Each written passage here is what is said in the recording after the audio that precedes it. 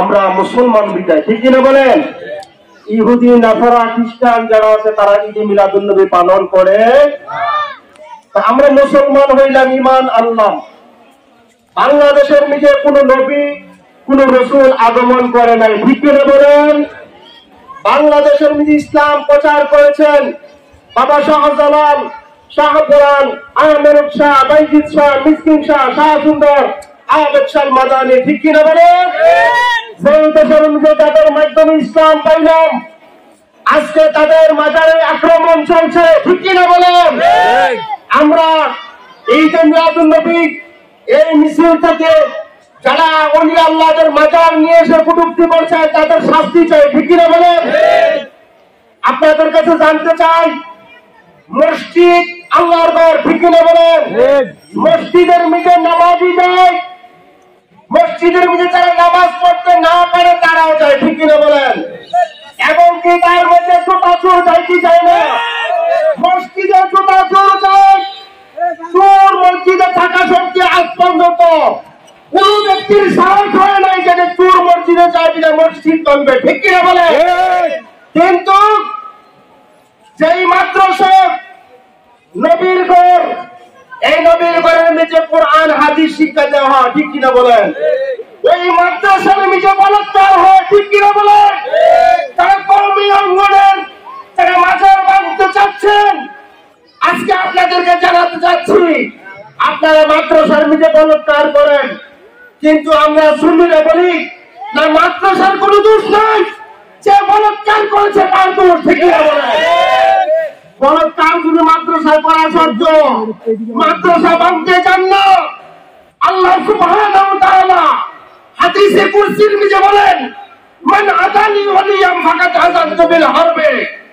আল্লাহর হাতে আল্লাহ পাক বলেন, যে ব্যক্তি আমার মাহবুব বান্দাদেরকে নিয়ে কটূক্তি করবে, তার বিরুদ্ধে আচরণ করবে, আমি আল্লাহ তার জন্য যুদ্ধ ঘোষণা করলাম, ঠিক কিনা বললে? যদি আল্লাহ যুদ্ধ ঘোষণা করে তাইলে ওই আল্লাহর ওলিদের মাজার ভাঙতেছো তোমরা।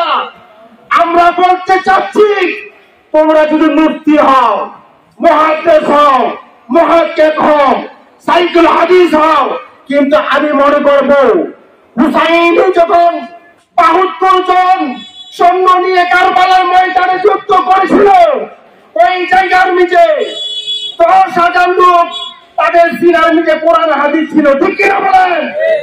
৭,০০০ লোক ছিল কোরআনের হাফেজ, ৩,০০০ লোক ছিল মুফতি। থাকা সত্ত্বেও নবীর আওলাদে ডেকেছিল, একটা লোক সারা দেয় না, ঠিক কিনা বলেন? তোমাদের মাথায় টুপি থাকতে সত্ত্বেও, তোমরা পাগড়ি থাকা সত্ত্বেও মসজিদ ভাঙতে চাইবে না। কারণ কি? মসজিদ দ্বারা তোমাদের পেট পুঁজি হয়, ঠিক কিনা বলেন? বেতন বন্ধ হয়ে গেলে চলতে পারবে না, এই জন্য মসজিদ ভাঙতে চাও না। মাদ্রাসা দিয়ে তিনের ঘর তিনটা দিয়ে সারা দাও, দারুল উলুম অমুক মাদ্রাসা, কিন্তু ওই মাদ্রাসা দিয়ে পেট পুঁজারে হয় দেখে বলৎকারী হওয়া সত্ত্বেও মাদ্রাসা ভাঙবো না। কিন্তু যে ওলির মাজারে খাতিলে, বাবা শাহজালালের মাজারের নিচে হাজার হাজার গরিব মিসকিন দৈনন্দিন খাচ্ছে, ঠিক কিনা বলেন? তোমরাও হাবিরা একদিনও বলতে পারবা না যে একজন গরিবকে খাওয়াইছো।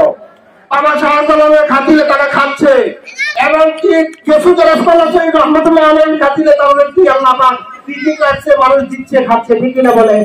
তাহলে ওলি আল্লাহদের মহব্বত করতে হবে। আজকে থেকে যদি কোনো মাজারের নিচে শরীয়ত বিরোধী কাজ করা হয়, যেমন চোরকে তাতে হেদায়েতের পথে ডাকা যাবে, চোর তারাই দেওয়া যাবে, কিন্তু মসজিদ ভাঙা যাবে না।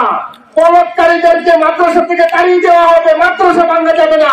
তেমনই ভাবে মাজারের নিচে যদি খারাপ কাজ চলে, গান বাজনা এবং শরীয়ত বিরোধী কাজ চলে, তাদেরকে দূর করে দিয়ে ভালো কাজ করো। আজকে থেকে মাজারকে আমরা ইনশাআল্লাহ মাজারের পক্ষে আছি, থাকবো ইনশাআল্লাহ। সকলে বলুন আমিন। ওয়া মা আলাইনা ইল্লাল বালাগ। আসসালামু আলাইকুম ওয়া রাহমাতুল্লাহি ওয়া বারাকাতুহু।